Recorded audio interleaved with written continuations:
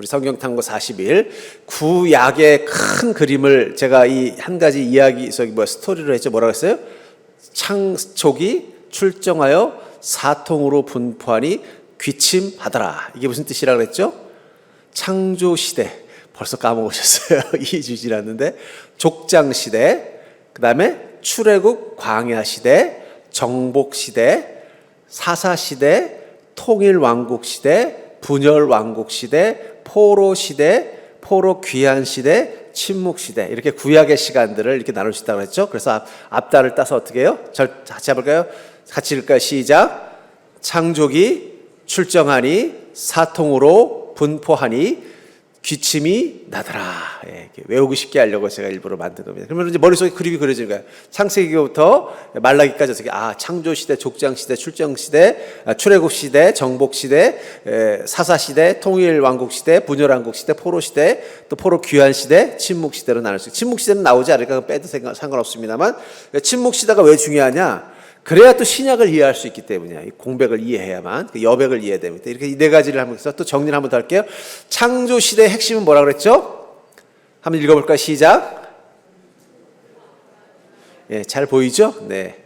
좀 큰 화면이면 그냥 더 제가 다양하게 그냥 시청각자를 쓸 텐데, 예. 그 창세기 1장부터 11장이 주로 다루고 있는 분야가 바로 이 창조시대 이야기고, 족장시대는요, 아브라함부터 요셉까지 4명의 족장 가족에 관한 이야기라고 합니다. 이 족장 시대는 아주 철저히 개인 드라마 같은 느낌이 있죠. 왜요? 아브라함의 집안에서 일어나는 얘기라는 거예요. 1대 아브라함, 2대 이삭, 3대 야곱, 4대 요셉 집안에서 일어나는 가정 드라마 같은 느낌을 주죠. 근데 이게 왜 중요해요? 이 아브라함에게서 누가 태어나시기 때문에 예수 그리스도가 태어나고 이스라엘 민족이 태어나기 때문이라는 거죠. 창세기 12장부터 마지막 50장까지가 이 족장 시대 이야기고, 출애굽과 광야 시대, 출애굽과 광야 시대를 이야기하는 건 주 이야기는 광야 이야기지만 출애굽부터 시작하기 때문에 출애굽 광야 시대라고 합니다. 그래서 400년간, 제가 한번 확인해 봤더니 400년이 맞아요. 400년간 애굽에서 노예로 살다가 해방되어서 광야에서 몇 년 살았어요? 40년. 노예로는 400년 살고 광야는 40년 살았는데, 그 40년 살았다고 또 그렇게 원망이 많습니까? 우리 같지 않아요? 우리가 노예로, 죄의 노예로 오래 살다가 예수 만나서 구원 받았는데, 구원 받고 보니까 또 마귀가 우리를 자꾸 흔들어서 광야를 겪으면, 그래서 내가 400년 죄의 노예로 살았는데 이 광야 40년쯤이야 하는 마음이 있어야 되는데, 어떤 마음이요? 아니, 날 구원하셨다면서 왜 40년 동안 나를 이렇게 힘들게 하십니까? 하고 원망하는 마음 생기잖아요. 그게 인간의 연약함인 것 같아요. 400년간을 애굽에서 노예 생활을 하다가 광야에서 40년. 외우기 쉽죠? 그러니까는 이스라엘 민족, 야곱의 후손들이 애굽에서 몇 년 살았다고요? 400년. 광야에서는 10분의 1인 40년 살았습니다. 자, 가나안 이제 정복하는 시대, 여호수아서죠. 위에 아까 그 출애굽 광야 시대를 다루는 건 출애굽기, 레위기, 민수기, 신명기까지 이 4개의 성경이 출애굽 광야 시대를 다룬다면은, 이 정복 시대는요, 여호수아서예요. 그래서 여호수아서라고 이름을 쓴 이유는 뭐예요? 이 정복 시대를 이끈 주역이 누구기 때문이에요? 여호수아기 때문입니다. 저는 이렇게 성경 사람의 이름이 나가는 걸 보면서 무슨 생각이 드냐? 하나님께서 인간을 얼마나 사랑하시는지를 알 수 있어요. 하나님은 인간과 함께 일하고 싶어 하십니다. 그게 하나님의 사랑인 것 같아요. 그래서 하나님은 하나님의 일에 인간이 어떻게 되기를 원하는 거예요? 동참하기를 원하는 거예요. 왜 우리가 주님을 섬겨야 되느냐? 하나님께서 우리를 사랑하셔서 함께 하길 원하시는 거예요.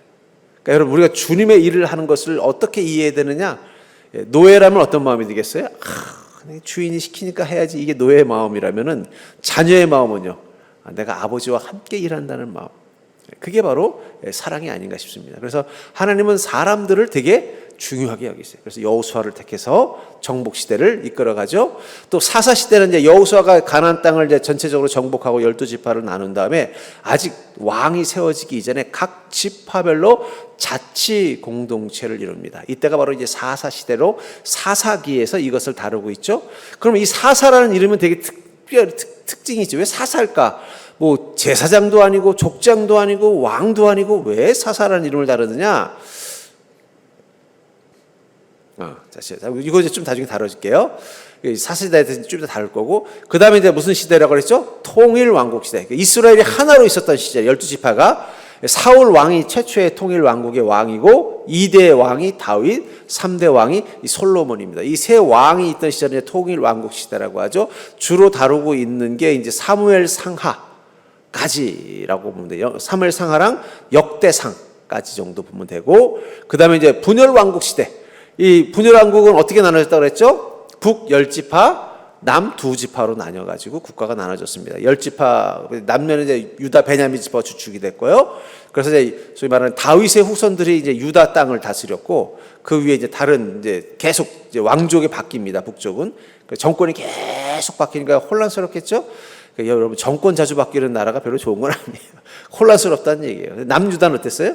계속 다윗의 후손들이 다스렸습니다. 그래서 여러 가지로 이제 정치적으로도 안정되고 영적으로도 많이 안정돼 있었어요. 그래서 멸망도 북이스라엘이 먼저 멸망하고 남유다는 좀 시간 더 갑니다.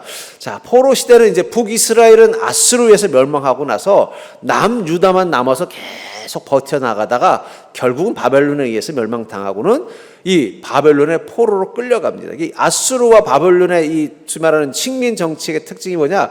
아수르는 식민지 국가들을 섞어버려요. 소위 말하는 혼혈민족을 만들어버립니다. 그러니까 이 민족 데려다 저 민족 세워서 막 섞어가지고 같이 살게 만들어서 어떻게 돼요? 민족성과 정체성을 못 건드리게 만드는 게 아수르의 전략이에요. 반대로 바벨론은 그렇게 하진 않았지만 그들을 포로로 끌고 가서 그곳에서 이제 소위 말하는 일종의 자기네 국민으로서 이쪽에 정신 개조를 시킨 거죠. 예, 그랬습니다. 그러다가 이제 그 남유다 출신 중에 바벨론의 포로로 끌려갔던 후손들이 최소한 70년이 지난 다음에 예루살렘으로 복귀합니다. 이 예루살렘 복귀하는 이야기가 제일 처음 나오는 게 뭐냐면은 에스라서예요. 에스라서를 통해서 처음 예루살렘에 복귀해서 에스라, 느헤미야 이 두 개가 바로 예루살렘으로 복귀하고 재건해가는 과정을 이루는 성경이라고 보시면 돼요. 그 다음에 침묵시대, 침례 요한이 등장하는 신약까지 긴 시간 동안 침묵합니다. 이때는 이제 어떤 영적인 문제에서는 큰 변화가 마카비 왕조가 한번 세워져, 이건 이제 성경에 기록이 없기 때문에 그것은 역사 속에서만 다루게 될 겁니다. 나중에 한번 제가 침묵시대라고 하는 이 신구약 중간기에 대해서 제가 설명을 좀 해드릴게요. 그래야 여러분들이 왜 갑자기 구약하고 신약하고 이렇게 지명도 많이 달라지고 왜 이렇게 환경도 많이 바꿔졌지? 이런 거를 이제 이해할 수 있어요. 예를 들면 갈릴리 호수라고 부르던 데를 어느 순간은 긴네사렛이라고 부르기도 하고 이렇게 많이 호칭들이 바뀌는 이유에는 그 역사적인 배경이 있는 겁니다. 그래서 이 침묵 시대를 통과하고 나서 오는 것입니다. 자, 그럼 오늘은 이제 특별히 출애굽과 광야의 시대부터 먼저 다루겠습니다. 지난주까지는 우리가 족장 시대까지 나눴으니까 출애굽과 광야 시대. 자, 한번 읽어볼까요? 시작.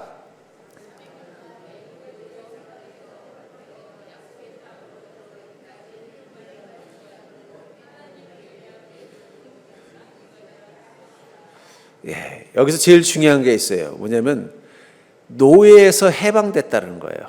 애굽의 노예로 살다가 해방되어서 그들이 하나님의 백성으로 가기 위해서 가장 중요한 게 뭐라는 거 두 가지를 말하고 있죠. 하나는 훈련, 또 하나는 예배입니다. 여러분, 교회는 어떤 곳일까요? 바로 이 출애굽 광야의 시대를 겪고 있는 거예요. 우리가 죄의 노예에서부터 예수 그리스도를 통해 해방됐잖아요. 그러니까 예수 그리스도가, 모세가 바로 예수 그리스도의 모형입니다. 해방돼서 우리가 가나안 땅 천국에 가기까지 지금 광야에서 우리는 뭘 하는 거예요? 이제는 죄로부터 자유한 천국 시민이 되게 한 훈련과 또 하나님의 온전한 백성이 가져야 되는 하나님을 예배하는. 그러니까 옛날에는 내가 어떤 신을 섬긴다라는 것을 어떻게 이해했느냐? 내가 누구에게 제사와 예배를 드리냐가 내가 섬기는 신을 의미하는 것입니다. 왜냐하면 그 당시 때 우리가 여기서 중요한 게 있어요. 뭐냐면 세상은 원래부터 다신교였어요. 다신교. 오직 그 다신교 중에 아주 특이한 역사적 관점에서 보면 대부분의 종교들이 다 다신교였어요. 그러니까 쉽게 말하면 한 민족이나 한 나라에서 신이 여러 명이었다는 거예요. 지금도 다신교들을 많이 믿고 있죠. 일본 같은 나라는 신의 숫자가 엄청나게 많다 그러더라고요. 그게 다신교도였는데 어떻게 보면은 유일신앙이라고 그러거든요. 그 어쩌면 최초라고 말할 수도 있고 역사 속에 최초의 유일신앙 사상이 뭐냐? 그게 바로 여호와 신앙이에요. 그러니까 유대교에서 처음으로 유일신앙. 아니, 이 세상엔 신이 여러 있는 게 아니라는 거예요. 여러분, 그리스 신화를 보면 신이 많아요. 적어요. 그리스 신이 많잖아요. 제우스부터 시작해가지고 그냥 수십 명, 수백 명이 되죠. 그리스만 그런 게 아니에요. 애굽에도 신들이 많고 어디나 가도 다 신앙을 가지고 있지만 신이 여러 명이라고 생각했는데 처음으로 아니다. 신은 한 분이다. 이게 유일신앙이라고 하거든요. 그게 바로 이 여호와 신앙이 처음이에요. 그래서 유대인들이 이 여호와 신앙을 가졌고, 그 다음에 기독교인들이 여호와 신앙을 가졌고, 이슬람 교도들이 여호와 신앙을 가졌죠. 유일신앙을 된 사람들이에요. 불교는 유일신앙일까요, 아닐까요? 불교는 다신교입니다. 다신교가 아니라 불교는 범신론에 가까워. 범신론이 뭐냐면 모두가 신이 될 수 있다예요. 그러니까 불교는 엄밀하게 말하면 유일신앙이 아니에요. 여러분들 우리는 보통 석가모니를 숭배한다고 생각하지만 불교에서는 석가모니는 그 수많은 부처 중에 한 명일 뿐이에요. 우리가 생각하는 것처럼 석가모니만이 신이 아니라 그들에게 부처라는 개념은 깨달음을 얻은 모든 인간과 영혼들은 다 해당되는 거예요. 그러니까 그 신이 수백 명일 수도 있고 수만 명일 수도 있고 수십만 명일 수억 명일 수도 있는 거예요. 그러니까 사실은 불교는 이쪽에 이제 그 다신교라고 안 하고 범신론에 가깝다고 볼 수도 있을 것 같아요. 또 이제 우리가 가지고 샤먼도 그렇죠. 샤먼도 다신론이죠. 뭐 모든 정령이 다 모든 만물에 신이 비어 있다. 우리나라는 옛날에 어떤 신도 있었어요? 집안에 오래된 부직갱이도 세월이 지나면 뭐가 돼요? 신이 돼요. 그걸 도깨비라고 그래요. 도깨비도 신적인 존재예요. 여우도 산에서 오래 살면 뭐가 돼요? 구묘가 되고, 뱀도 오래 살면 나중에 뭐가 돼요? 용이 되죠. 그러니까 다 인간들은 본능적으로 다신교를 가져요. 그러니까 하나님만 신이라는 이 신앙이 인간의 본능에 쉬운 게 아니에요. 여러분, 한 분만 신으로 섬기는 건 이거는 우리 인간의 죄된 본능을 거스르는 행동인 거예요. 그래서 힘든 거예요. 그래서 이스라엘 민족이 애굽에서 어떻게 됐어요? 아마 그 이스라엘 민족도 다신교도가 됐을 거예요. 거기 아마 그쪽에 있는 애굽의 신들의 영향도 받았을 것이고, 그러다가 모세를 통해서 하나님만이 참 하나님이라는 것을 이제 선포하고 어떻게 된 거예요? 광야에서 하나님 한 분만 신으로 섬기기 시작하는 훈련을 받은 거예요. 그리고 가나안으로 왔는데 와서 아니나 다를까 어떻게 돼요? 조금 있으니까 바알을 또 섬기고 아세라를 섬기고 본능이. 그러니까 여러분들 우리 안에 여러 신을 두고 싶어하는 이 우상에 대한 욕망은 인간의 타락한 증거이고 본능입니다. 그러니까 그거 놔두면 어떻게 돼요? 다 그렇게 되게 돼 있다는 거예요. 그걸 거슬고 하나님 한 분만 신이라고 선포하는 게 이게 사실은 되게 본능과는 위배되는 힘든 일인 거예요. 그래서 우리가 하나님 한 분을 의지하는 게 쉬운 일이 아닙니다. 왜냐하면 이렇게 본능을 거스르는 거예요. 본능을 거스른다는 건 뭐예요? 목이 마른데 뭐를 안 먹고 참는 게 바로 본능 거스르는 거죠. 이거 괴로운 겁니다. 그런 것처럼 이 광야의 시간은 뭐예요? 하나님 한 분만이 하나님이시라는 것을 고백하고 그런 신앙을 만들어가는 시간이 바로 40년입니다. 그 40년 훈련 받았는데도 가나안 땅 가서 어떻게 돼요? 또 금방 변절되는 거예요. 그러니까 우리가 생각하는 것과는 다르다는 걸 아셔야 돼요. 자, 특별히 이 출애굽 광야를 사건을 다룬 것은 4개의 성경입니다. 출애굽기, 레위기, 민수기, 신명기, 이 4개의 성경이 출애굽 사건, 그래서 애굽에서 노예로 생활하던 이스라엘 민족이 나와서 가나안 땅까지 들어가기 직전까지인데, 이 4개의 성경이 그것을 다 다루고 있는데 약간의 차이점이 있다는 거예요. 출애굽은 어떻게 보면 처음 시작, 왜 이스라엘 민족이 애굽에서 나올 수밖에 없었는가, 그리고 이스라엘 민족이 애굽에서 나올 때 모세가 그들을 데리고 나올 수 있었던 이유가 뭔가를 시작 관점에서 이야기되는 거예요. 그게 이제 출애굽기에서 주로 이야기하는 것입니다. 그래서 출애굽기 거의 끝에 가면 이제 하나님이 인도하십니다라고 마무리되죠. 그러니까 책으로 치면 여러분들 뭐 장편 소설 같은 거 보면 1, 2, 3, 4권이 있는 것처럼 그런 비슷한 느낌으로 보시면 돼요. 근데 그렇다고 딱 그렇게 딱 부러지는 건 아니에요. 하지만 출애굽기하고 신명기는 약간, 출애굽은 시작이라면은 신명기는 끝에 해당된다고 보시면 돼요. 근데 책마다 특징이 있다는 거예요. 출애굽은 사건 중심이에요. 아까도 말했잖아요. 왜 이스라엘 민족이 애굽에서 나올 수밖에 없었는가? 모세는 어떻게 이스라엘 민족을 애굽에서 건져냈는가? 이 광야에 온 이스라엘 민족은 그곳에서 어떻게 신앙생활을 사건 중심으로 했고요. 레위기는 말 제목 그대로 레위기는 뭐예요? 레위 지파를 중심으로 기록한 거예요. 레위 지파의 역할이 뭐였어요? 하나님께 제사를 드리는, 소위 말하는 소위 종교인 부족이죠. 그렇기 때문에 레위기에서 주로 다루는 건 성막, 성막을 어떻게 만들고 어떻게 운영했는가, 또 제사, 예배. 우린 자꾸 제사와 예배를 분류하지만 그건 우리가 편의상 분류한 거고 원어상으로 똑같은 말이에요. 근데 우리나라는 옛날부터 유교를 드렸기 때문에 야, 주일날 제사 드리러 가자. 그러면 자꾸 우리가 유교적인 생각을 하니까 그걸 예배라는 말로 바꿨을 뿐입니다. 그럼 원어에는 거의 같은 말이라고 보시면 돼요. 그래서 이 예배, 그리고 또 하나는 뭐예요? 하나님 앞에 성결한 삶을 사는 것에 대한 강조점이 있는 게 이 레위기의 특징이라고 보시면 돼요. 민수기는 말 그대로 인구조사라는 뜻을 가지고 있어요. 백성민 숫자 수예요. 근데 이것을 왜 했느냐? 이스라엘 민족이 오랫동안 노예 생활을 했잖아요. 그러니까 질서가 안 잡혀 있고 누가 하나님의 백성인가에 대한 또 어느 지파에 소속됐는가를 정리하는 작업이 필요한 거예요. 그리고 광야에서 이제 생활하려면 어떻게 돼? 지파별로 같이 움직여야 되니까 이 광야 생활과 또 그곳에서 각 지파별로 숫자와 이런 것들을 정리하는 쪽에 관점을 둔 겁니다.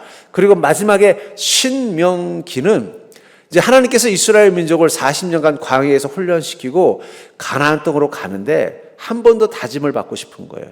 그게 뭐냐면 하나님의 말씀을 잘 지키는 거. 그래서 신명기를 보면요, 구체적으로 가나안 땅에 들어가면 어떻게 믿음 생활해야 되는지에 대한 지침들이 들어 있어요. 아주 구체적으로. 그러니까 소위 말해 우리 주신 10개의 계명을 그냥 추상적으로 가는 게 아니라 법도 그렇잖아요. 우리가 헌법이 있고 우리나라 법도 헌법 밑에 6법이 있습니다. 6개의 법이 있어요. 6법 밑에는 그 법 밑에는 또 법령이라는 게 있고 또 무슨 준칙이라는 게 있고 판례라는 게 있어요. 우리가 생각하기엔 법이 헌법 하나만 있는 것 같지만 예를 들면 뭐 헌법에서 대한민국 국민은 뭐 어떤 인권 보호의 자유가 있다 이런 말이 있으면 그것을 구체적인 지침으로 뭐 예를 들면 뭐 행정에 관련돼서 형사에 대해서 이런 이야기들이 나오고 그 이야기들이 나온 다음에 또 어떻게 돼요? 그걸 가지고 구체적으로 예를 들면 뭐 어떤 직장 생활하는 데는 뭐 이런 부분들에 대한 구체적인 판례들까지 있는 것처럼 신명기는 구체적으로 그 10개의 계명을 어떻게 지켜야 되는지를 생활 속에서 생활을 지켜내는 것에 대해서 이야기하고 있습니다. 그래서 이 신명기를 참조하면은 이 이스라엘 민족들은 하나님의 말씀을 이런 식으로 지키고 있었구나라는 것을 발견할 수 있는 하나의 좋은 팁이 되기도 합니다. 아마 요즘 큐티가 아마 신명기 할 거예요. 그럼 거기서 이제 구체적인 내용들을 볼 겁니다. 자, 그러면 이 출애굽 광야에서 가장 여러분들이 기억해야 되는 4가지 중요 사건들이 있습니다. 4가지 중요 사건은 첫 번째 출애굽. 애굽에서 나온 사건이죠. 한번 읽어볼까요? 시작. 예, 여러분 하나님께서 이스라엘 민족 데리고 가서 가나안에 들어가야겠다라고 먼저 하신 게 아니라 누가 먼저 그걸 요청했다 그랬어요? 이스라엘 민족이 하나님 나 좀 살려주세요. 애굽에서 종살이하는 게 너무 고통스러운 거예요. 절망적인 거예요. 나중에는 이제 왕이 무슨 법령까지 내렸어요? 아들들 낳으면 다 죽여라. 이 정도면 거의 끝창이잖아요. 그러니까 이제 거기서 하나님께 간절히 기도했더니 하나님께서 모세를 보내서 그들을 건져내신 것입니다. 이 사건을 주로 다룬 게 출애굽기 1장부터 18장이라고 보시면 돼요. 자, 두 번째 주요 사건이 있죠. 자, 같이 시내사 훈련입니다. 같이 읽을까요? 시작.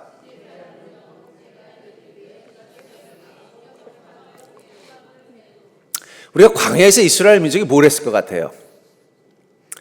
제가 이 군대를 딱 갔을 때 제일 먼저 훈련소, 논산훈련소로 갑니다. 대부분의 군인들은 바로 부대 배치를 받는 게 아니라 훈련소로 가게 돼 있어요. 저희 때는 아마 4주였나 아마 그랬던 걸로 알아요. 그럼 거기서 이제 대한민국 군인이라면 가져야 되는 기본적인 훈련을 받습니다. 총을 쏘는 법, 또 어떤 제식 훈련하는 법, 뭐 이런 것들을 기본적으로 받아요. 근데 그 훈련이 끝나고 제가 이제 공병 주특기를 맞았어요. 그러니까 이제 저 김해에 있는 공병 학교로 갔어요. 거기서도 한 4주 있었는지 기억이 안 나면. 거기 가서는 뭘 하느냐? 공병들만 해야 되는 또 훈련이 있어요. 저는 특별히 이제 폭파병이었거든요. 그러니까 폭파병이니까 저는 이제 폭약을 다루는 훈련을 하는 거예요. 뭐 크레모아라든지 또 대전 체질이라든지 TNT라든지 또 공병들이 해야 되는 전략 중에 하나는 이제 교각을 파괴하고 뭐 이런 것들이 있습니다. 한 가지 교량을 놓는 거. 근데 그런 걸 또 집중적으로 훈련을 받고서 이제 자대 배치를 받도록 하는 거예요. 이런 것처럼 이스라엘 민족이 40년간 광야에서 한 훈련은 뭘까요? 하나님의 백성으로서 하나님을 온전히 섬기고 하나님의 말씀대로 사는 것을 훈련받는 시간이라고 보시면 돼요. 만약에 이스라엘 민족이 애굽의 노예가 아니고 계속 가나안에 살았다면 그 훈련 시간은 얼마나 걸렸을까요? 아마 한 400년 걸렸을지도 모르겠어요. 사람이 변하는 게 그렇게 쉽지 않잖아요. 근데 그거를 광야에서 40년간 단기 속성으로 훈련받았다고 보시면 돼요. 그곳에서 어떻게 돼요? 하나님의 계명을 받고 그 계명대로 살아가고 또 하나님을 섬기는 성막을 세우고 그 성막을 섬기는 방법을 배운 것입니다. 그게 주로 다뤄지고 있는 게 출애굽기 19장부터 40장 그리고 레위기 전체 그리고 민수기 1장부터 9장에서 주로 다루고 있다고 보시면 돼요. 그 다음에 세 번째 불신앙 같이 읽어볼 시작.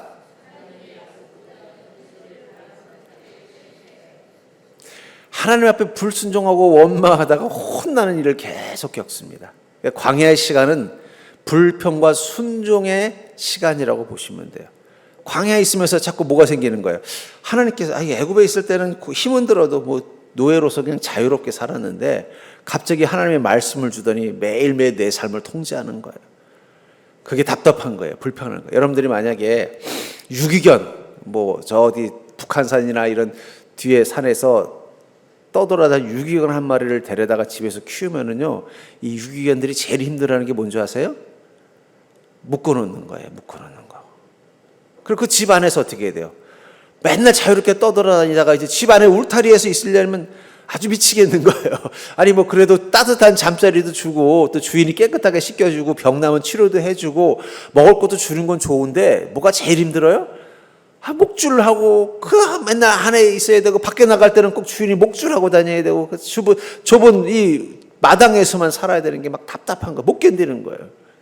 마찬가지라는 거예요. 애굽에서 400년 동안 노예로 살 때는 이스라엘 민족은 뭐 그냥 자기 멋대로 행동했을 것 같아요. 그러다가 갑자기 하나님의 말씀을 받으니까 이게 편한 게 아니라 어떻게 돼요? 자꾸 힘들어지니까 불평이 나오는 거야. 조금만 해도 불평하고 불순종하고. 그럼 또 하나님이 혼내시면 또 그때 가서 또 정신 차리고 회개하고.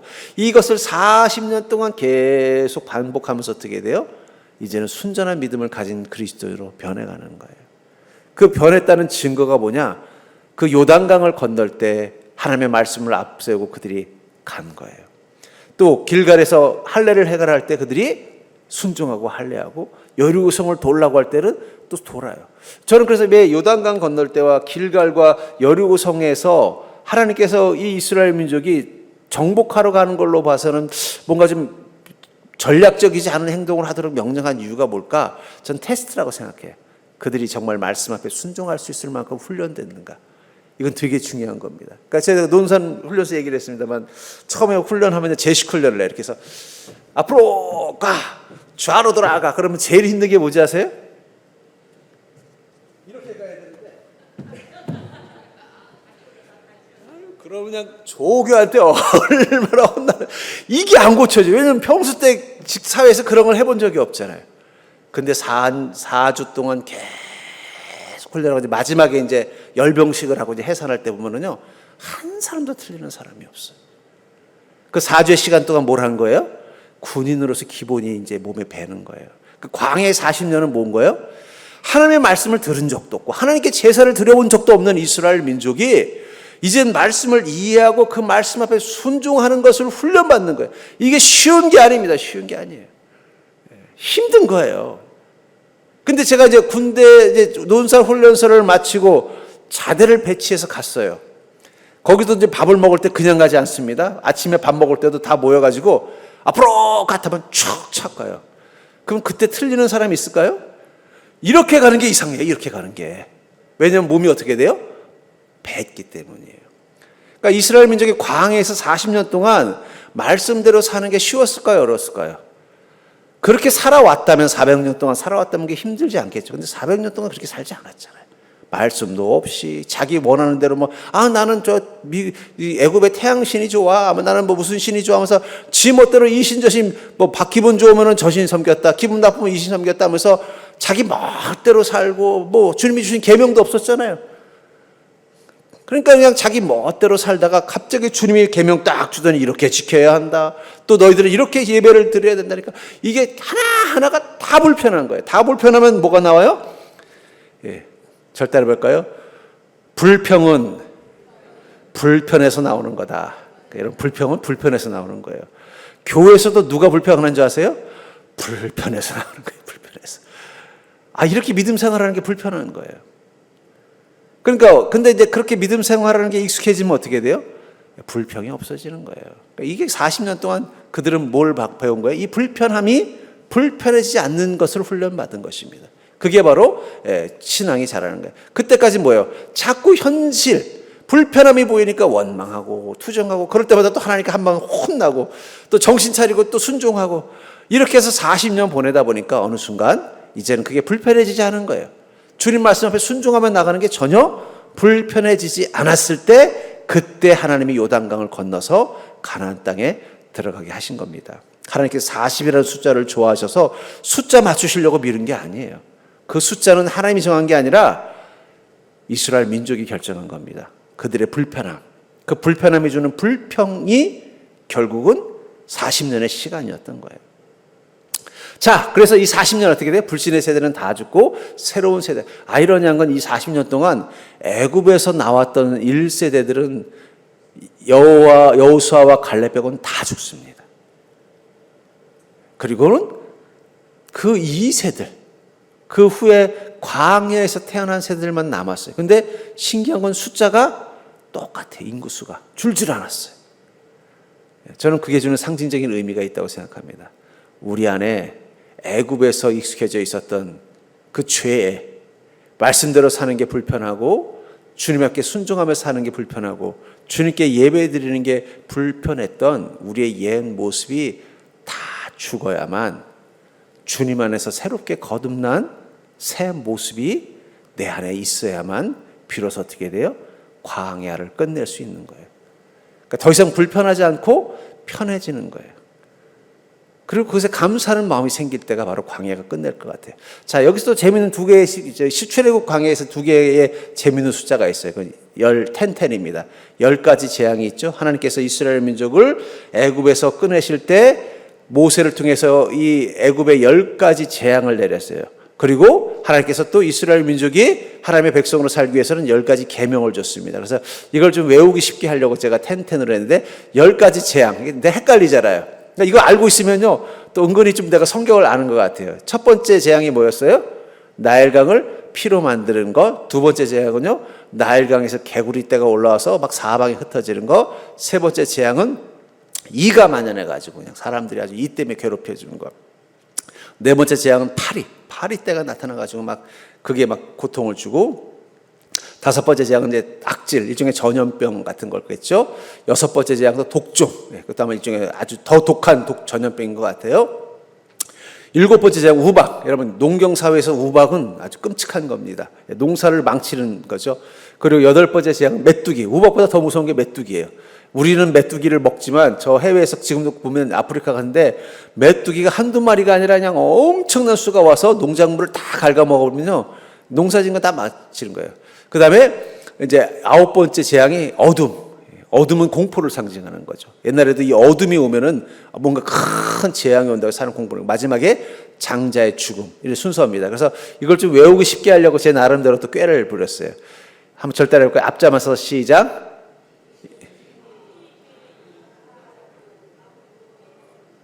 자, 한번 그 앞자를 따서 무슨 재앙이지 하면 첫 번째가 뭐예요? 피. 두 번째 재앙은요? 개구리. 세 번째 재앙은 이. 네 번째 재앙은 다섯 번째 재앙은 악독. 여섯 번째 재앙은 독종. 일곱 번째 재앙은 우박. 여덟 번째 재앙은 메뚜기. 아홉 번째 재앙은 흑암. 열 번째 재앙은 장자의 죽음. 자, 이걸 좀 더 외우기 쉽게 하려고 제가 또 이렇게 암기를 위해서 꾀를 냈습니다. 절대로 볼까요? 피개입하는 악독하고 우매해서 언제나 흑장, 검은 옷을 입고 다닌다. 흑장을 하고 다닌다. 외워주기 쉽죠? 한번 해보세요. 시작. 자, 피. 아까 뭐라 했어요? 첫 번째 재앙이죠? 개구리.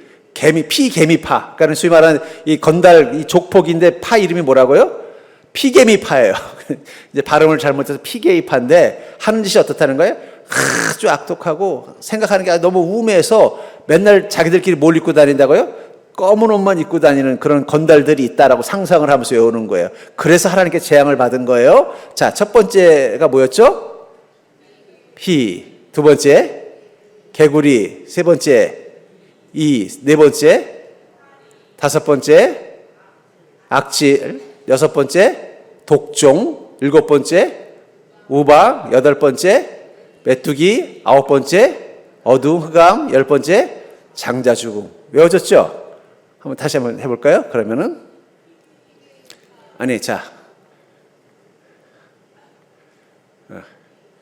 다시 한번 해볼까요? 피게이팔은 악독하고 우매해서 언제나 뭘 한다고요?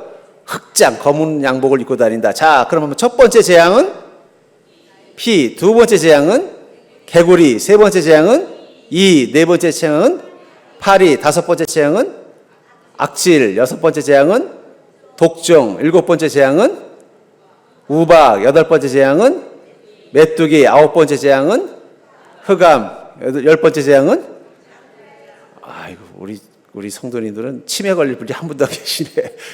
전 이거 맨날 헷갈렸는데 어떻게 한 번에 다 외우셨어요? 외우기 쉽죠? 자, 그 다음에 10가지 재앙. 거기 보면 이제 여기서 제가 보니까 이 두 가지를 좀 기억하고 있습니다. 자, 10개의 재앙은 잘 알고, 첫 번째 재앙은 10가지 계명이 있죠? 첫 번째 계명은 뭐죠? 하나님 외에는 다른 우상을 섬기지 마라. 다른 신을 섬기지 마라. 신자가 빠졌습니다. 하나님 외에 다른 신을 섬기지 말라. 두 번째는요, 우상을 만들고 섬기지 말라. 세 번째는요, 하나님의 이름을 망령되이 일컫지 말라. 네 번째는요, 다섯 번째 계명, 여섯 번째 계명, 일곱 번째 계명, 여덟 번째 계명, 아홉 번째 계명,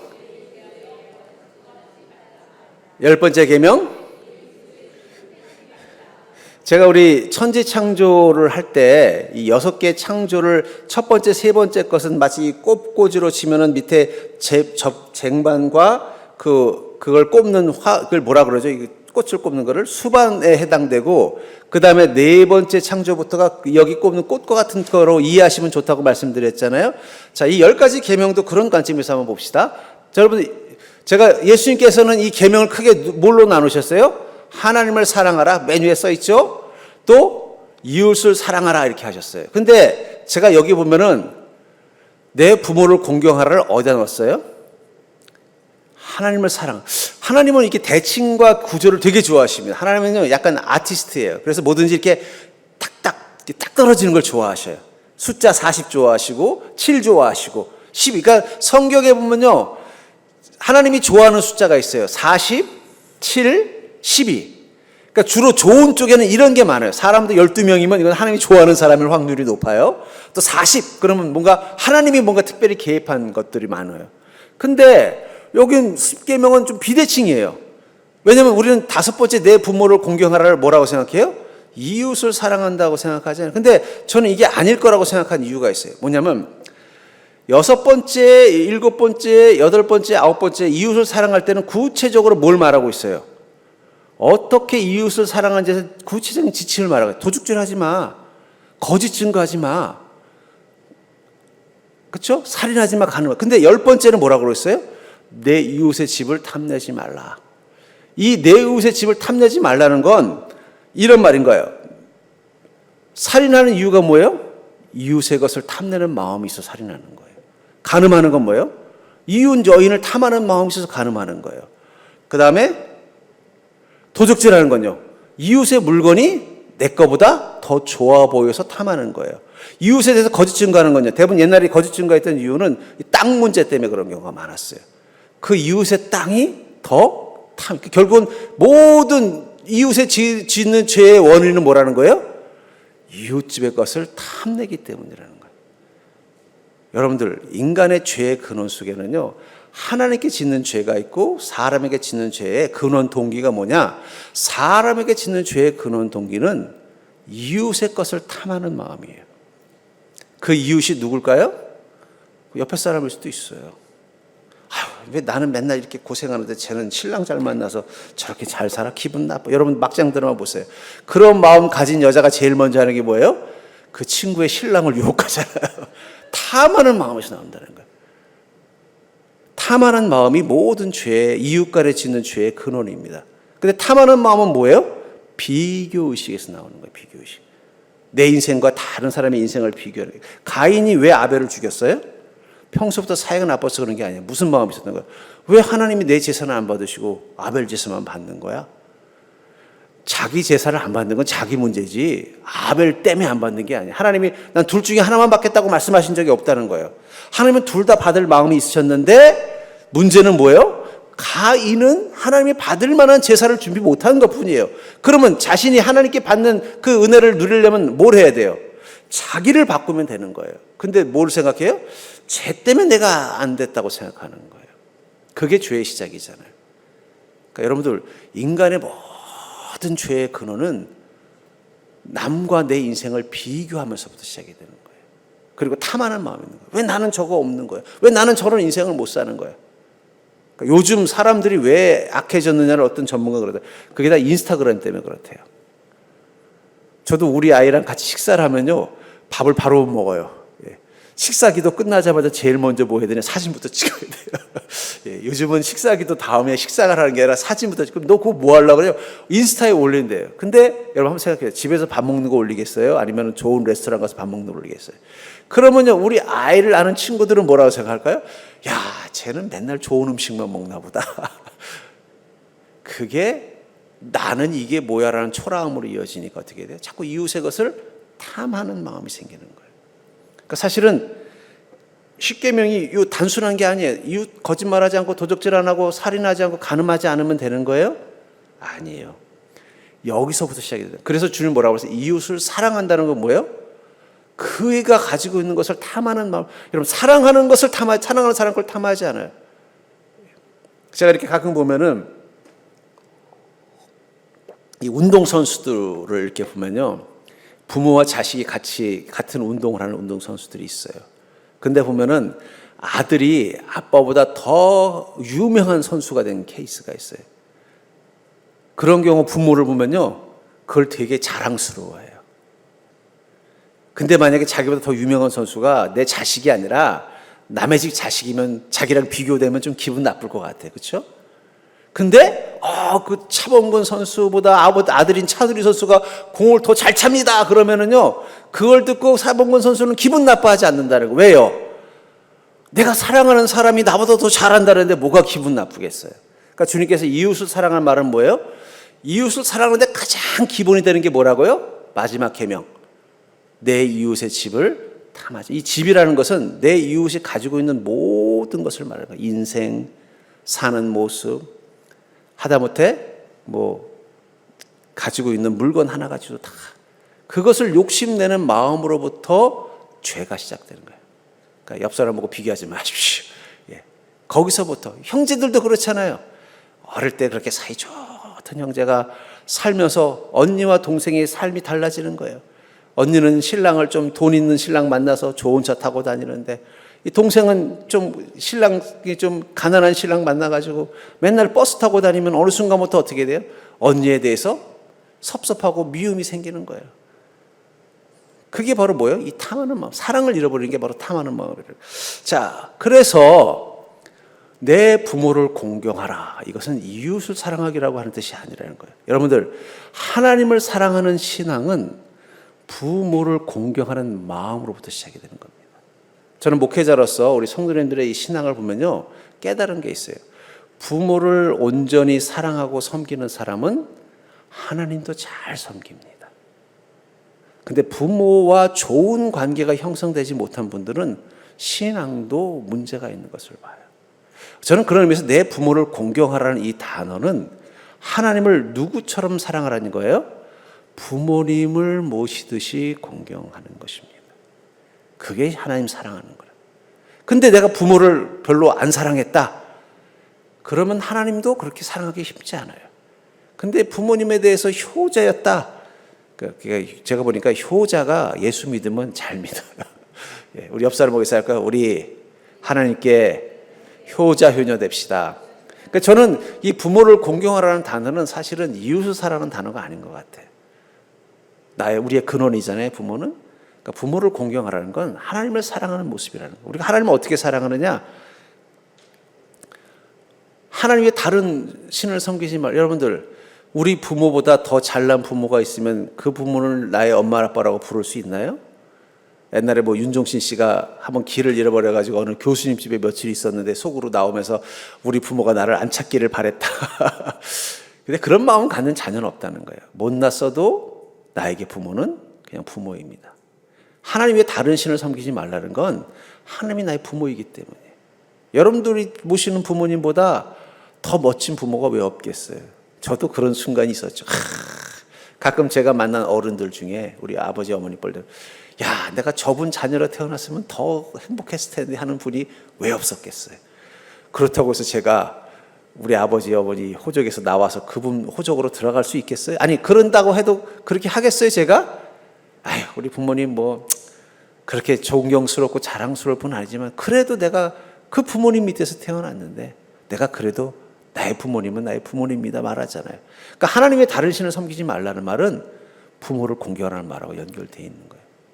여러분, 근데 다른 신을 섬긴다는 얘기는 뭐예요? 편리를 따라서 부모를 바꾸는 거예요. 이 부모 했다 저 부모 했다. 이게 가능하냐는 거예요. 우상을 만들고 섬기지 말아라. 부모를 부모로서 대접하지 않는 것처럼 하나님을 하나님으로서 대접하지 못하는 게 바로 우상이겠죠. 여러분, 부모로 모시지 못하는 자녀들도 가끔 있어요. 그렇죠? 뭐 그런 것이라고 했을 거예요. 하나님의 이름 망령되지. 여러분들 중에 혹시 부모님의 이름에 얼굴에 먹칠하는 것을 기뻐하는 사람이 있습니까? 그래서 옛날 사람들은 어떤 사람에 대해서 꼭 비난할 때 뭐라고 그래요? 제 뉘집 자식이야 라는 말을 하잖아요. 그렇죠? 우리도 만약에 우리가 부모님을 욕하면 못 견디는 거예요. 그래서 우리 험한 욕 중에 보면 뭐 있어요? 뭐 호로 자식, 뭐 그런 말이 다 부모와 관련되잖아요. 그러니까 우리가 그런 마음으로 하나님을 대하냐는 거예요. 안식일을 기억하고 거룩히. 안식일은 하나님을 만나는 시간, 하나님과 함께하는 시간입니다. 자녀라면 당연히 어떻게 되겠어요? 부모님과 함께하는 시간을 기억하고 또 그것을 만드는 게 자녀이지 않겠습니까? 그렇죠? 부모를 사랑한다고 하면서 뭐 연락도 안 하고 관심도 없고 그렇다면 그건 또 자녀로서의 역할이 안 되는 거죠. 전 그러면서 이 부모를 공경하라는 말은 어쩌면 사람을 향해서 나아가는 것이 아니라 하나님을 향한 마음의 자세, 받침에 해당된다고 생각돼요. 그러니까 여러분들이 부모님을 정말 공경이 중요한 거예요. 그냥 부모니까 어쩔 수 없이 책임지는 게 아니라 부모님을 사랑하고 공경하는 마음으로 하나님을 대하면 하나님을 온전히 사랑할 수 있습니다.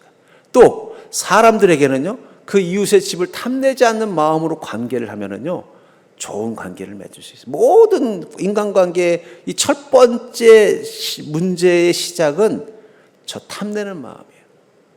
탐내는 마음이 시기가 되고 질투가 되고 그게 결국은 갈등과 관계의 파괴의 원인이더라. 그러니까 친하게 지내다가 왜 원수가 돼요? 그 마음이 들어오는 거예요. 지가 뭐 잘나서 지는 신랑 잘 만나서 그런 거 가지고 잘난 척하네. 이 생각 들면 이제 불편해지기 시작하는 거잖아요. 진짜 공부 좀 했다고 지금 내 앞에서 잘난 척하는 거야. 나야 뭐 가난한 부모 만나서 공부 못해서 그렇지. 이 생각 들면 그때부터 어떻게 돼요? 관계가 깨지는 거예요. 이웃의 집을 탐내지 말. 그러니까 저는 이 하나님께서 이 구조를 완벽하게 만들어 놓으셨다고 생각해요. 이건 제 생각입니다. 그러니까 이게 소위 말하는 이 5번이 이웃을 사랑하라에 해당되느냐, 하나님을 사랑하라에 해당되느냐, 저는 하나님이 이 대칭적인 것을 좋아하는 미학적인 관점에서 봐서 이 부모를 공경하라는 것은 하나님을 사랑하라는 그 개념과 더 밀접한 관계가 있다고 저는 생각합니다. 그리고 이 6번째부터 9번째를 정리한 게 바로 이 내 이웃의 집을 탐하지 말아라 라고 생각을 합니다. 자, 두 번째 이제 정복시대, 이제 여호수아와 함께 가나안 땅을 정복하기 시작했죠. 자, 정복시대 줄거리, 내용을 줄거리 하나 읽어볼까요? 시작.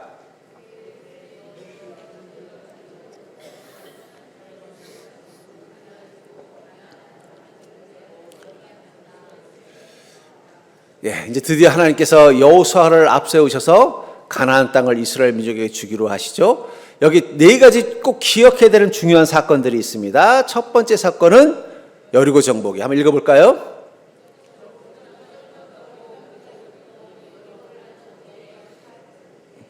요단강을 건널 때도 이스라엘 민족이 다리를 놓자고, 저는 공병대 출신이었잖아요. 그러니까 공병대가 하는 일 중에 뭐냐, 적진을 향해 갈 때 보통 적진이 쳐들어오면 제일 먼저 하는 게 교량을 파괴합니다. 왜냐하면 교량이 있으면 적 보병과 탱크가 들어올 수 있기 때문에 교량을 파괴해요. 근데 또 반대로 우리가 올라가려면 어떻게 해야 돼요? 파괴된 교량을 복구해야 돼요. 그래서 교량을 만드는 훈련을 만들어요. 그런 것처럼 요르단강을 건너려면 교량을 만들어야 되는데 하나님이 그렇게 하지 않고 어떻게 하셨어요? 언약궤를 앞세우셔서 그 물을 가르시죠. 마치 모세가 홍해를 가른 것처럼. 또 요단강, 또 여리고성을 무너뜨릴 때는 또 어떻게 해요? 공성전이라고 하는데 그 성을 무너뜨리는 걸 할 때 아무것도 하지 않고 돌게만 하셨어요. 이렇게 하신 이유는 뭐라 그랬죠? 40년간 광야께서 그들이 하나님 말씀 앞에 순종하는 게 더 이상 불편해지지 않았는지를 체크하는 것입니다. 안 그랬으면 불평부터 나왔을 거예요. 그렇죠? 왜 하나님은 하필은 요단강물이 범람할 때 넘어가라고 하시는 거야? 좀 기다리면 이제 물 가라앉을 때인데 그때까지 좀 쉽시다 이렇게 나올 텐데 아무도 그런 말 안 했다는 거예요.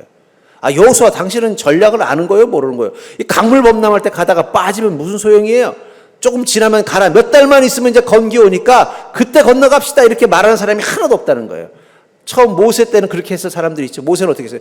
홍해에서부터 난리 쳤잖아요. 야, 우리 죽게 생겼다. 홍해 앞에서부터 어떻게 돼요? 출발 때부터 원망하잖아요. 달라졌어요. 그렇죠? 여리고성 돌 때도 어떻게 돼요?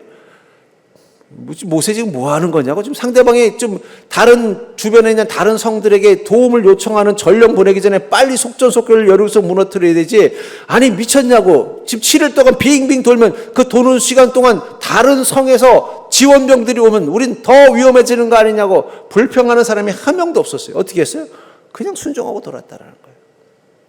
여러분, 하나님께서 일하시는 방식은 그 일의 효율성에 있는 게 아니라 우리의 믿음을 점검하는 시간입니다. 꼭 기억하셔야 돼요. 우리가 주님을 섬길 때 꼭 기억해야 되는 게 뭐냐면 내가 섬겨서 이게 교회에 이득이 되고 유익이 되고 효과가 있느냐보다 더 중요한 건 하나님이 내 섬김을 받으시냐가 더 중요한 거예요. 받으실 만한 섬김을 하셔야 돼요. 왜냐하면 하나님은 우리에게 일을 맡기시면서 테스트를 해요. 네가 믿음 앞에 사는 것이 불편하지 않은 자가 되었는가? 말씀에 순종하면서 사는 게 불편한 자가 되지 않았는가? 이걸 체크하시려고 일부러 어떻게 돼요? 일을 맡기실 때도 있다는 거예요. 거기서 어떻게 돼요? 불편해하지 않고 기뻐하고 감사하면서 섬기면 하나님께서 더 큰 그걸 감당할 수 있는 은혜를 주시는 거예요. 그 주인의 기쁨에 참여했던 달란트의 종들처럼 말입니다. 이게 테스트입니다. 두 번째 테스트. 근데 또 그새 또 그 틈에 또 꼭 이 마치 뭐라 그럴까요? 이 귤 상자 안에 곰팡이 낀 귤이 하나 생기는 것처럼 꼭 죄인이 하나씩 생기죠. 두 번째 사건입니다. 아이성 사건 읽어볼까요? 시작.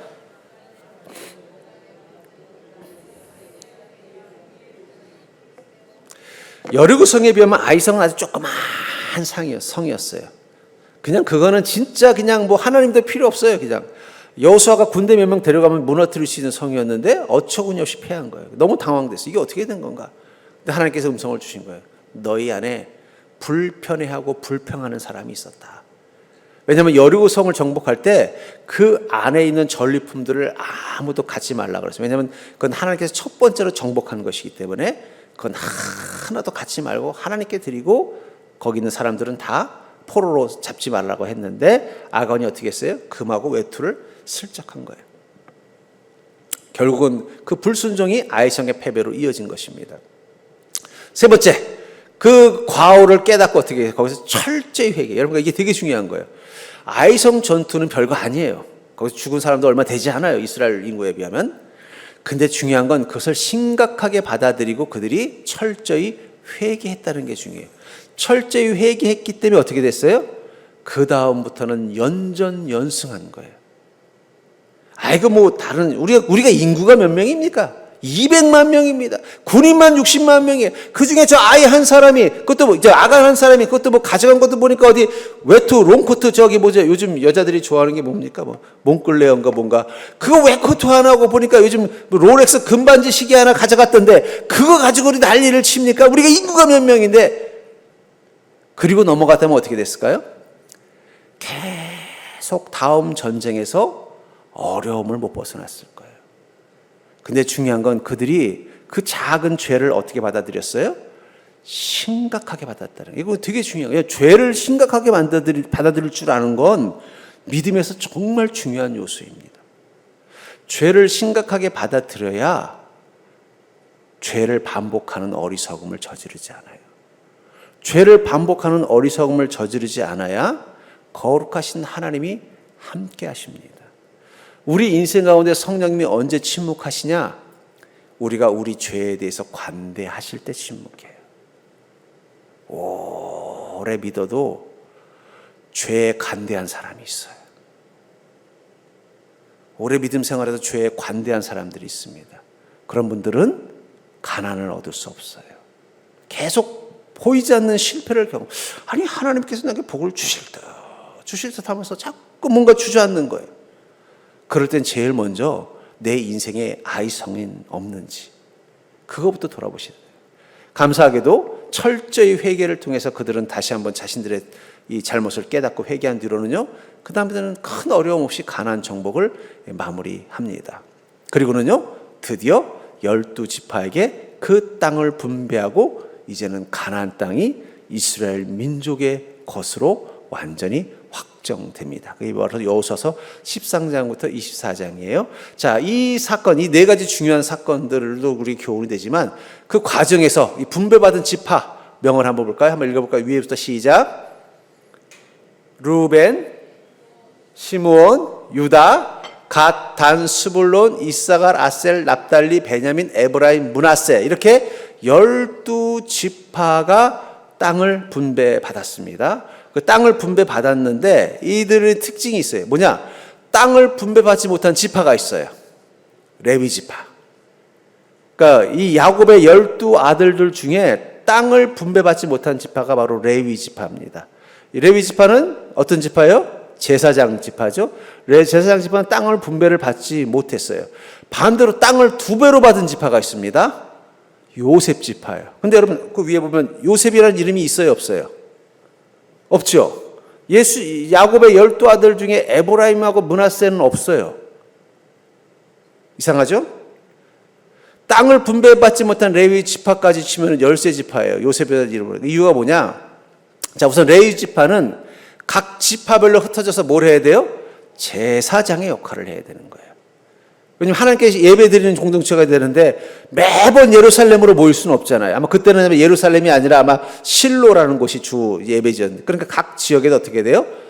제사를 드릴 수 있는 처소를 만들고 그곳에서 믿음 생활을 했습니다. 그리고는 그 대신에 땅을 주지 않는 대신에 어떻게 했느냐? 각 지파별로 그 지파에서 거둬들이는 수입, 농사로 얻은 수익의 10분의 1을 레위 지파에게 주면 레위 지파가 그걸 가지고 어떻게 해요? 자기들이 생활을 하고 또 그 제사를 드릴 수 있는 또 그 모든 운영 경비로 썼던 것입니다. 그러니까 사실은 교회의 11조와 헌금은 이 레위 지파에게 공급됐던 것과 같은 구조라고 보시면 돼요. 자, 그러면 요셉 지파는 왜 없느냐? 요셉에겐 2 아들이 있었어요. 더 있는지 없는지 모르겠지만 적어도 성경에 2 아들이 있었는데 에브라임과 므낫세가 바로 요셉의 아들들입니다. 그럼 왜 요셉이라는 지파는 없고 에브라임과 므낫세가 있느냐? 요셉은 누구랑 결혼했냐면 애굽의 제사장의 딸과 애굽 사람과 결혼했어요. 근데 유대인들은요, 아내가 유대인이 아니면 그 후손들을 유대인으로 인정하지 않습니다. 지금은 좀 바뀌었다 그래요. 옛날만 얼마 전까지만 한 몇십 년 전까지만 해도 유대인이냐 아니냐의 증거가 뭐냐? 엄마가 유대인이어야 돼요. 아빠가 유대인인데 엄마가 미국 사람이다 그러면 그 사람은 유대인이 아니에요. 엄마가 유대인이어야만 유대인일 수가 있는 거예요. 그런데 하필이면 요셉의 아내는 누구예요? 이 애굽 여인인 거예요. 그러니까 요셉에게는 후손이 없는 거예요. 즉 말하는 영적인 후손이 없는 거예요. 그래서 어떻게 했느냐? 야곱이 요셉 대신에 에브라임과 므낫세를 양자로 역입을 합니다. 무슨 말인지 이해되죠? 왜냐하면 이 유대의 전통상 소위 말하는 아내가 엄마가 누구냐가 더 중요하기 때문에 엄마가 이 애굽 사람이기 때문에 요셉에게서 태어난 자녀들은 뭐가 되는 거예요? 후손이 될 수가 없는 거예요. 그래서 소위 말하는 일종의 변칙이겠죠. 어떻게 한 거예요? 야곱이 에브라임과 므낫세를 양자로 삼는 겁니다. 그래서 축복을 해주죠. 축복이 뭐예요? 자식들한테 마지막 축복을 한다는 건 그 자식들이 누구라는 거예요? 내 후손이라는 걸 증거하는 거예요. 거기서 에브라임과 므낫세를 대신 축복하죠. 요셉 대신에. 양자로 영입. 그래서 양자로 영입했기 때문에 어떻게 된 거예요? 땅을 분배받을 때 요셉 대신에 에브라임과 므낫세가 분배를 받고 레위 지파는 제사장 집안이기 때문에 땅을 분배받지 않는 대신에 각 지파별로 각 곳에 흩어져서 그곳에서 제사장의 역할을 하고 그 대신에 그들이 거둬들인 수익의 10분의 1을 이 레위 지파에게 이제 종교세처럼 줘서 그걸로 생활과 또 제사장의 역할을 감당하도록 한 것입니다. 자, 사사시대까지 가야 되는데 시간이 더 할까요? 이거 다음에 할까요? 여기까지만 하겠습니다. 뭐 길지는 않으니까. 자, 사사시대. 사사시대 줄거리를 한번 볼까요? 한번 읽어볼까요? 시작. 제가 잘못했습니다. 자, 사사시대 첫 번째 시작.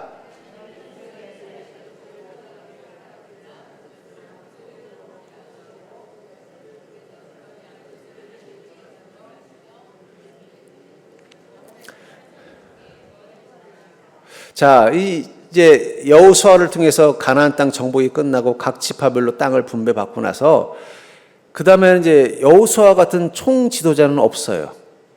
그럼 각 지파별로 생활하면서 사는데 그때 새로운 특징을 가진 지도자가 생깁니다. 그게 바로 사사라는 지도자예요. 자, 그러면 이 사사가 지도자로 있던 시절을 이제 사사시대라고 해서 우리가 사사기에서 보는데 이 사사기에는 세 가지 핵심적인 주요 개념이 있습니다. 첫 번째 읽어볼까요? 시작. 악순환. 거길 보면요, 이 이스라엘 민족이 가나안 땅에서 하나님께 범죄합니다. 범죄라면 하나님께서 심판을 하셔요. 벌을 내리셔요. 그럼 또 그들이 자신의 죄를 가지고 회개합니다. 회개하면 하나님께서 또 사사들을 세우셔서 어떻게 해요? 그들을 구원해 줍니다. 구원해 주면 또 그들이 그 은혜 앞에 누리다 또 까먹어요. 그럼 또 다시 또 범죄할. 그러니까 범죄, 심판, 회개, 구원을 계속 반복해요. 우리도 그렇죠? 고난당하면 하나님께 살려주세요. 하나님이 은혜를 주고 나면 좀 믿음 있는 척하다 좀 지나면 또 언제 어떻게 돼요? 또 살만하면 또 믿음 잃어버리면 또 어려움 당하고 이게 계속 반복된다. 이게 사사기 1장부터 6장에 있는 악순환입니다. 자, 그 또 한 가지 개념은 이 사사라는 개념이에요. 한번 읽어볼까요? 사사가 어떤 사람인지 시작. 그러니까 이 사사라는 직책은 좀 특이해요. 이 세 가지를 다 같이 했던 사람이라는 거예요. 왕의 역할도 했고 제사장의 역할도 했고 선지자의 역할도 했다라는 거예요. 그러니까 정치와 종교를 다 아울렀던 그런 또 그러면서도 또 어떤 정신적인 지도자 역할까지 했다는 거죠. 왕의 역할을 했다는 건 평소 때는 어떤 역할이냐? 판사의 역할. 수많은 각 지파별로 혹은 그 안에서 갈등이 있을 때마다 어떻게 돼요? 하나님의 말씀을 근거로 소위 판결을 해주는 거예요. 이건 이렇게 해라. 땅 분배는 이렇게 해라. 이 재산은 누구에게 물려 이런 역할을 하고 전쟁이 나면 또 어떻게 돼요? 본인이 이제는 또 총사령관 역할을 하는 거예요. 사사가. 그러다가 또 영적인 문제, 백성들이 하나님께 제사 드려야 될 문제가 있으면 가져와서 어떻게 돼요? 제사를 드리고 또 이스라엘 민족이 바르게 가기를 하나님 말씀하시면 그걸 또 전달해 주는. 그래서 왕과 제사장과 선지자의 역할을 다 함께 했던 존재가 바로 이 사사라고 보시면 돼요. 그래서 이 사사 시대 때는 왕과 제사장과 선지자의 역할을 같이 했습니다. 그래서 세 번째 한번 볼까요? 시작. 죄인의 실상.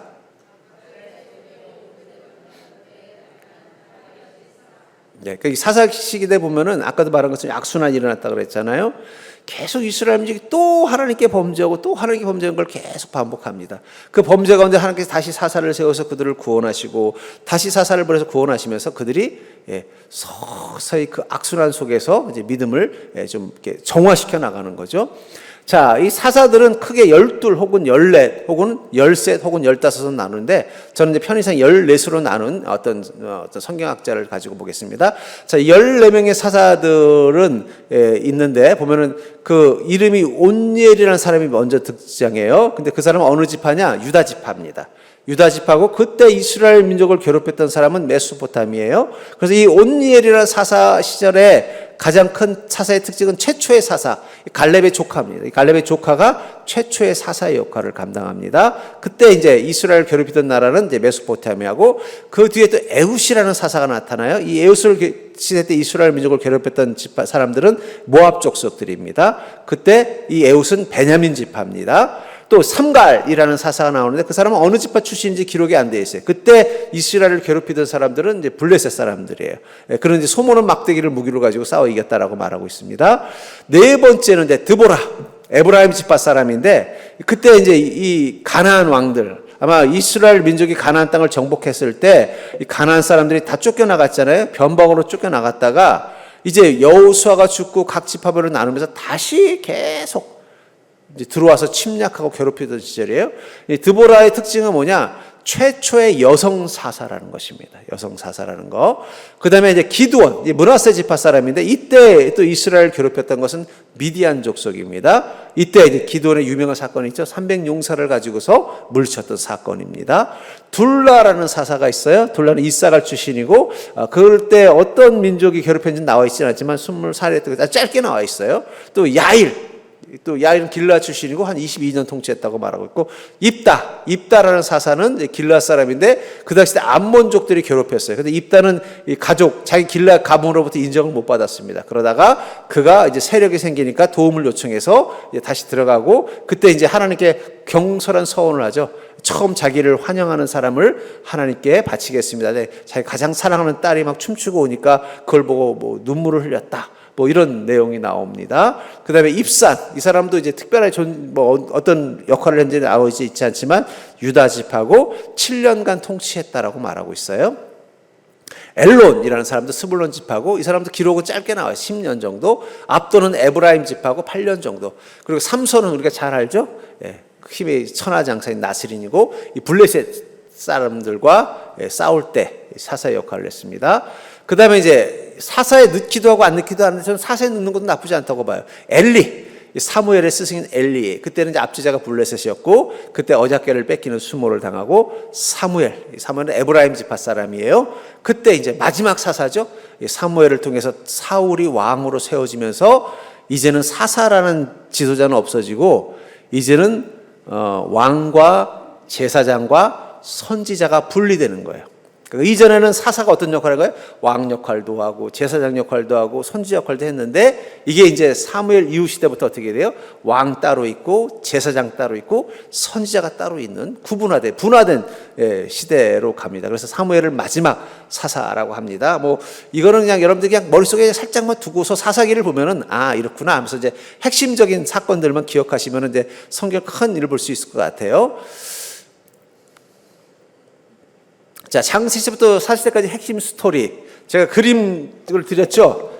여러분들 제가 또 이것만 가지고는 좀 불편할 것 같아서 이건 가지고 보시면은, 그 스토리 중요한 사건들만 따로 기록을 해서 드린 사진이니까 이걸 보시면 도움이 될 거예요. 창조시대 때는 7개의 핵심적인 사건을 이야기하고, 이거를 기억하면은 창조시대 때 창세기 앞에 부분들을 중요한 사건을 본다고 생각하고, 노예시대, 출애굽시대 때 이제 10가지 이것들이 바로 핵심이고, 그 다음에 이제 광야시대 때는 11가지 페이지에 있죠. 11가지 이것들이 이제 하나의 핵심적인 거라고 생각하고, 요것만 사건을 기억하고 있어도 성경에 큰 걸 다 기억하고 있다고 보시면 돼요. 그 다음에 이제 정복시대는 여호수아 때 이제 9가지 사건을 이렇게 기억하고 있으면은 여러분들이 큰 사건들 스토리는 다 기억하고 있다라고 생각할 것 같습니다. 자, 오늘은 그래서 사사시대까지 하면서 여기서 가장 중요한 사건은 이스라엘 민족이 광야라는 시간을 가질 수밖에 없었던 이유인 것 같아요. 그냥 이스라엘 민족이 만약에 애굽에서 나와서 가나안으로 들어갔다면은 그들은 온전한 하나님의 백성이 되지 못했을 거예요. 그리고 아마 애굽 족속들하고 동화돼서 어떻게 돼요?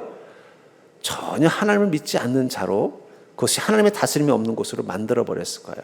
근데 광야라는 40년의 시간을 통해서 어떻게 돼요? 그들이 하나님의 제대로 된 백성이 됐기 때문에 그나마 가나안 땅에서 어떻게 돼요? 믿음의 명맥을 이어가고 거기서 사사라는 지도자가 세워지고 또 나라를 완성해 나간 겁니다. 또 사사라는 이 존재를 통해서 여러분, 우리 그리스도인에게는 세상과 신앙이 분리될 수 있는 게 아니에요. 우리에게는 하나님의 세계와 이 땅의 세계가 늘 연결되어져 있습니다. 그러니까 우리가 믿음으로 산다는 건 주일날 교회에서만 믿음으로 사는 게 아니잖아요. 세상에서도 어떻게 돼요? 믿음으로 살아야 되는 거예요. 마치 사사라는 영적인 또 정치적인 지도자의 다스림을 받는 것처럼 우리는 하나님으로부터 이 3가지 부분에 대해서 다 다스림을 받는 존재가 되는 것입니다. 그런 게 메시지인 것 같아요. 네, 혹시 궁금한 거는 저한테 카톡으로 문자로 보내시면은 또 친절하게 답신해 주겠습니다. 오늘 좀 늦었는데 우리 기도하고 마치겠습니다.